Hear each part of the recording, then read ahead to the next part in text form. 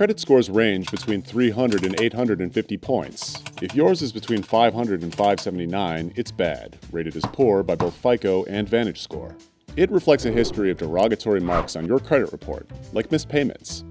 Unfortunately, your score makes it hard for you to get unsecured credit cards or loans, and any credit that you do get will probably have a high interest rate. If you want to buy a house, you're eligible for government-backed mortgages from the Federal Housing Administration, but not for conventional mortgages, which aren't secured by the government.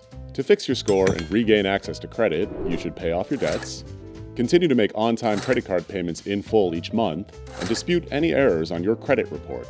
To check for errors, go to annualcreditreport.com to request yours once a year for free from the three main credit bureaus: Experian, Equifax, and TransUnion.